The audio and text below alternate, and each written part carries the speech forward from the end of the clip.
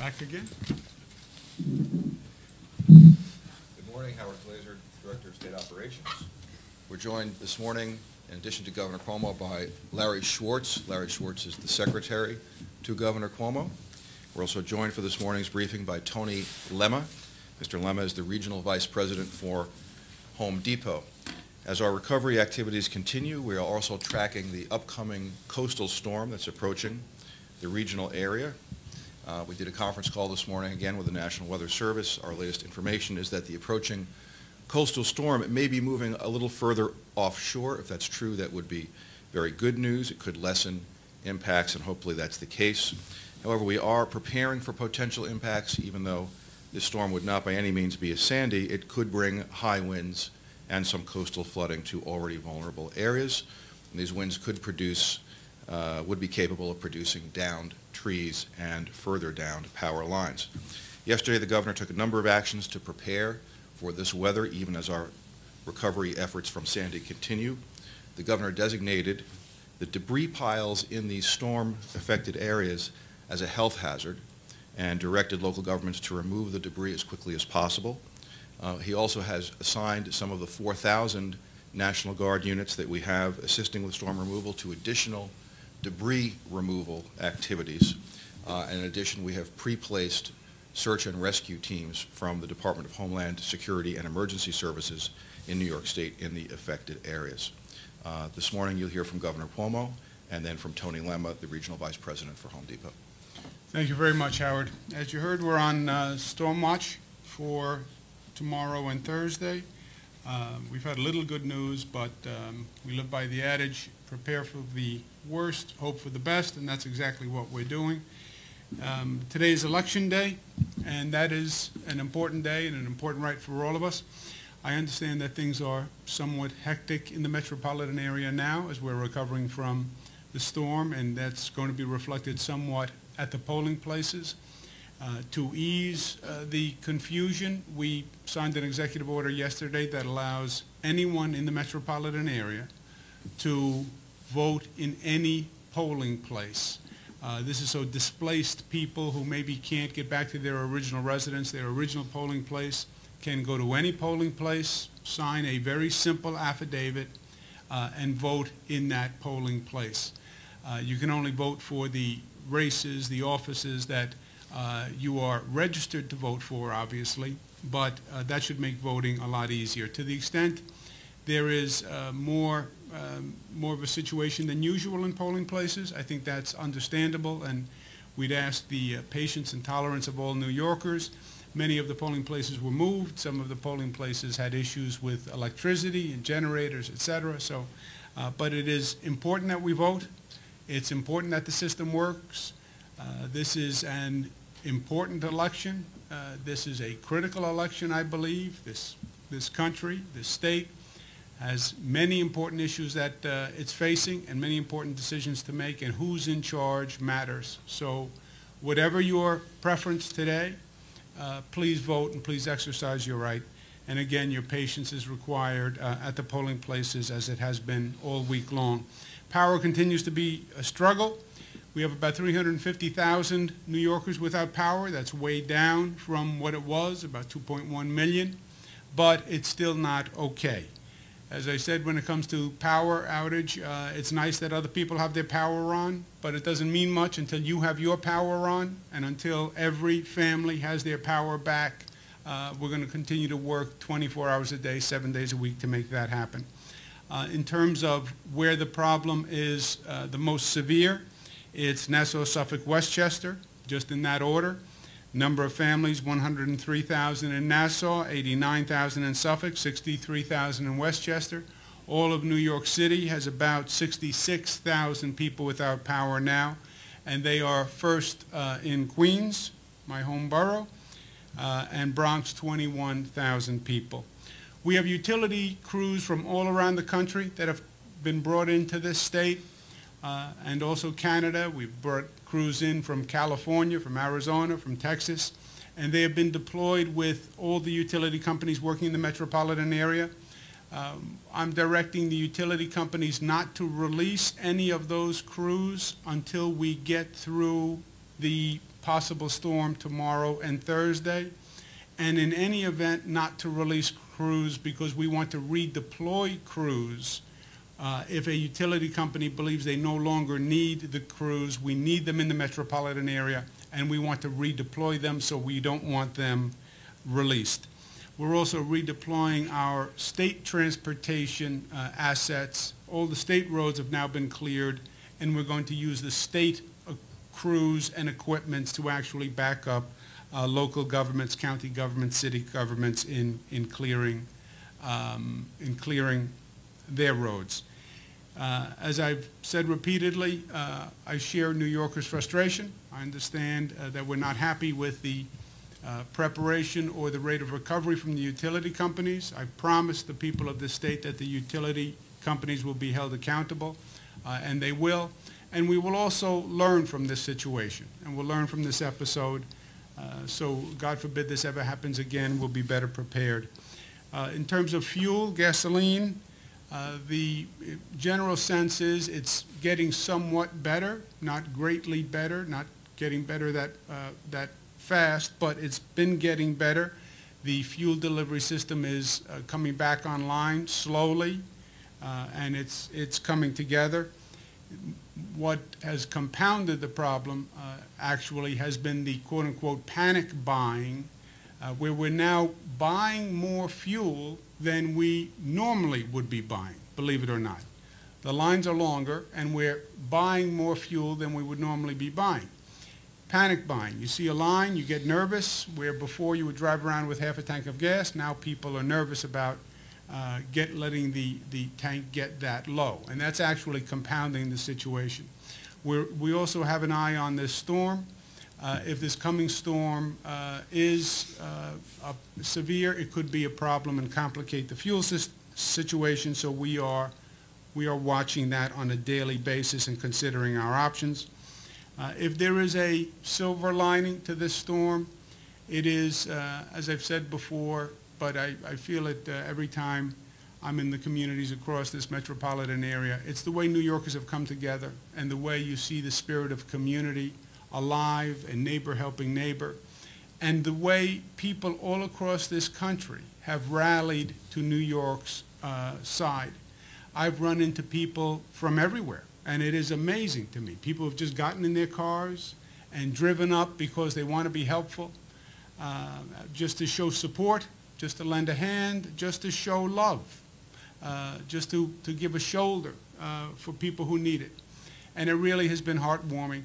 I know we haven't always been in a position to give the proper thanks and gratitude to the people who've been coming to our state, but on behalf of all New Yorkers, we want them to know we truly, truly are grateful, and it means a lot. And that show of support has meant a lot. Corporate America has also been responding, and we're going to ask them to be responsive. We have a short-term need right now. We're stabilizing families. But then we're going to have a long-term need, which is the reconstruction and rebuilding. And that's not going to be done quickly, and that is going to be expensive. And there will be many families who can't afford to rebuild their home. There will be many families for which insurance doesn't cover the loss. And we're going to ask people for monetary support, and we're going to ask corporations for support in terms of products. We're going to need home furnishings. We're going to need lumber. We're going to need furnaces. Personal belongings were lost. And we're going to be soliciting corporate contributions across the board. There's already been an outpouring of support from corporations. Walmart, PepsiCo, all sorts of corporations really have stepped up to the plate.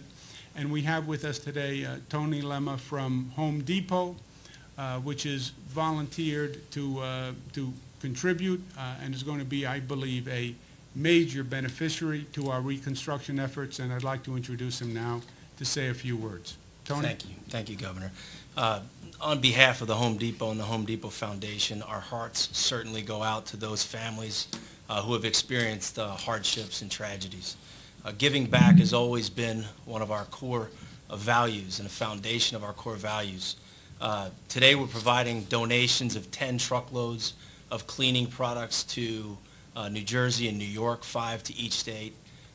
These truckloads will be delivered to the affected areas by the end of the week. These truckloads will include cleaning supplies like cleaning chemicals, mops, brooms, shovels, gloves, dust masks, and batteries. The donations are part of a larger contribution of $1 million, which will help the states in immediate recovery and long-term recovery. The Home Depot knows through our experience in the Gulf with Katrina that these things are not short roads. These are long roads. But we want you to know that we're here for the long haul. We've got your back, and we're going to be in the community. I want to thank my 30,000 associates over the stores in the state of New Jersey and New York who are out there every single day from the moment that that the storm ended. The very next day, we almost had every single store opened across the regions. And I was on Long Island for 5 of those days watching my associates who themselves dealt with the aftermath of Superstorm Sandy and had a smile on their face. And they were greeting every single customer that came in with their families with despair on their face. My associates were putting an arm around them and giving them what they needed, their generator, their sump pumps, and getting them back to their community so they could be taken care of. And we're taking care of our associates equally. So I'm very, very proud of our Home Depot associates out there who are bleeding orange and taking care of their communities. I'd also like to say I'm very proud of those other companies, the major companies who the governor mentioned that have also contributed. And I'd encourage other companies, other larger companies to contribute, because this is a long road and it's going to take all of us to get things back to the way that they should be. And I know they'll be there. So we are here for the long haul. Thank you. Thank you very You're much, welcome, Tony. Governor. Thank you. Thank you. And Tony's exactly right. I spoke to someone from a corporation before I came down this morning, and he said, "What do you need?" I said, "We need everything. We need everything." Because when you think about what was lost, entire households were lost. So literally we appreciate, we need, we request corporate America to come forward and be helpful. And my last point is to New Yorkers, hang in there. I know it's been a long 8 days. It sounds like a short period of time, but it's been anything but. I know how hard it is to deal with this, to be without power, to deal with the cold. I know how frightening some of these buildings can be and some of these hallways can be at night. Just know that everyone is doing everything they can. I know it doesn't mean anything until your life is put back together, but everyone is doing everything they can. It is getting better. Hang in there another couple of days because we are making progress. But I want you to know that we know how difficult it is, and we respect your fortitude and your patience and your stamina and your resilience, and that's what makes us New Yorkers. Questions? Quick question for Mr. Lennon. The $1 million contribution, is that $1 million each to New York and New Jersey, or $1 million for both states? It's for both. It's a $1 million contribution from the Home Depot Foundation. LIPA, which is in charge of power on Long Island, has had some problems with recovery after storms in the past. They were really criticized after Irene last year. At this point, how do you feel about their performance, and is their performance in any way related to how much money they have to go about preparing for these big storms? You know, I am, simply put, Laura, I am unsatisfied with their performance. I'm unsatisfied with the performance of all the utilities, from Orange County on down. I don't believe their performance has been adequate, period. And I think they should have been more prepared, and they should have been able to repair the damage faster. Why? How much faster? What is their defense, if you will? That is going to be a longer process, and I want to have a thorough, deliberative process. I want to hear their side. I want to bring in people who are experts in the area and to study what they did, what they should have done, what could have been done better here. First, because I want to hold them accountable to New Yorkers. You know, New Yorkers pay good money to these utility companies. They pay their bills. It's not inexpensive and they deserved to have performance for their payment. So that's the first reason. And second, I want to learn from this. I believe these extreme weather patterns are getting more frequent. I would like to be able to sit here and say we'll never go through this again. I don't believe it. You know, I've been governor less than 2 years, and we've gone through 2 terrible storms already. One that devastated upstate New York and one that's devastated downstate New York. I think that's a symptom, and I think these extreme weather patterns are going to continue. So I don't think this is the last time we're here, and I want to learn. I want to be better prepared. I want to find out how we can make sure that we don't go through this again and incur this kind of damage. And part of it is going to be reviewing what the utility companies could have done, should have done, so we know what to do next time. But, two things.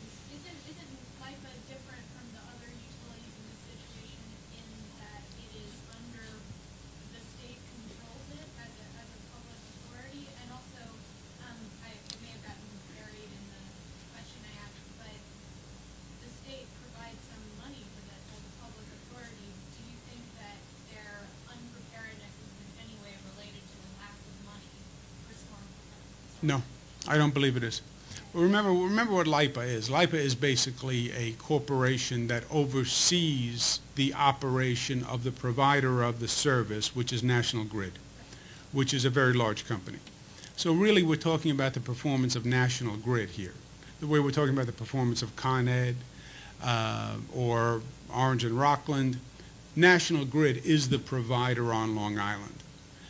LIPA is the overseer. And it's that performance that I believe is unsatisfactory, that I want to review, and that we want to learn from. Okay? No. No. I want to bring you back to last night. And I asked you last night about, and Larry, I think, confirmed that gas is getting into Port Jefferson, into the terminal. We had this scenario being relayed to me from Melville, that it was getting to the This is terminal. the editor's question This from, is the editor's question, yes. the gas goes into the pipe, though, but it doesn't Right. come out of the pipe. I So got I it. went back because you questioned that editor's I see. question. So you have the editor's response now. So we got the editor's Okay. tweaking. Gas gets into the terminal, goes both to Holtzville and Inwood. And I think what I said last night was we had this gasoline station owner or 40 station, whatever, saying his tankers are going there and there's no gas. Okay, we've refined the question. The tankers are going there or the tankers are there, and apparently the problem is a backup, that they can't fill there is gas there. They can't fill it fast enough, obviously, because they're doing work that they couldn't do last week. Is there any way that can be alleviated, or is that something that just has to be tolerated? That has to be tolerated until it works its way through. There are points of the fuel delivery system. There are the refinery, tanker goes to the refinery completes its process, tanker brings the fuel from the refinery to a terminal, tanker downloads at a terminal puts it into a pipe delivers it to an offlet station, Holtzville, Inwood, etc. Truck picks it up, brings it to a gas station. We have issues on every point of the service delivery.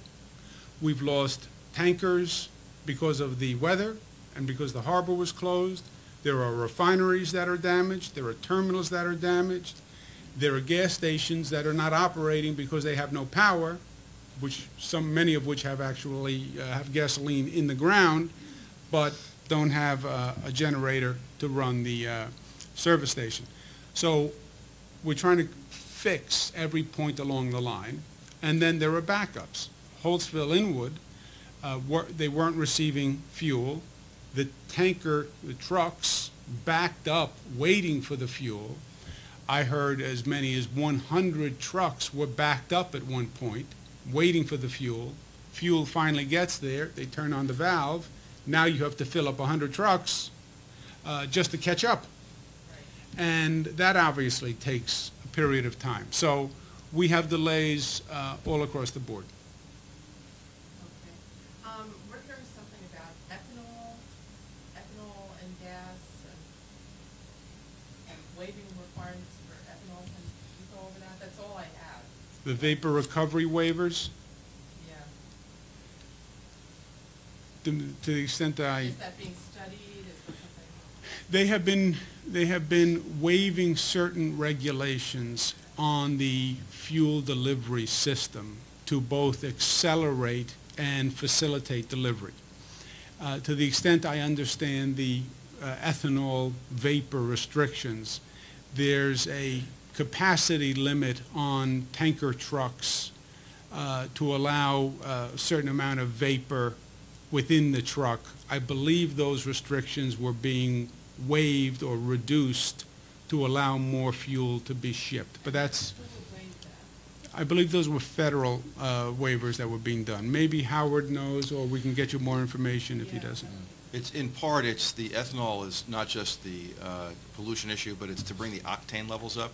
They do have to have a minimum octane level, so ethanol has to be mixed with the gasoline at the terminal. And that's another point of backup, actually, because you now have a tank full of gasoline, a tank full of ethanol that have to be mixed together. One of the things that the governor did yesterday is by allowing the vapor, relaxing the vapor restrictions, the ethanol can be mixed directly into the fuel tank truck, not just the big tank at the terminal. So we're doing both things. We're filling ethanol and gasoline together into the tanker trucks so they can move out right away without having to wait for the big refinery tanker to be filled up, and that's being filled also. So these are the little pieces of triage you do all along the system that the governor described. So you, but did you do this? Did the governor do this? Or I believe there's also a federal waiver. It was both. The governor waived the restriction that allows us to fill the ethanol into the gas tanker so that they can move right away onto the road. Okay, so ethanol is now being mixed in gas tankers rather than in the terminal? In both. And that speeds? Yes, but there's also a federal waiver that we can't really help you on, but I know there's been a federal waiver on it also. Secretary Chu was on the phone talking about it yesterday, but Okay. not my area really. Laura? The storm interrupted your plans to go campaign for the president in swing states. Do you regret that you were not able to do that? Would I have liked to be doing many other things rather than watching the people of my state go through a terrible situation? Yes. We canceled a lot of plans because this was obviously unexpected, but I would have rather do anything rather than see my people go through the pain they've been going through over the past week. I'm sure the president understands. The president, by the way, canceled a lot of his activities also because I've been on the phone with him several times a day through most of this. Okay, thank you very much.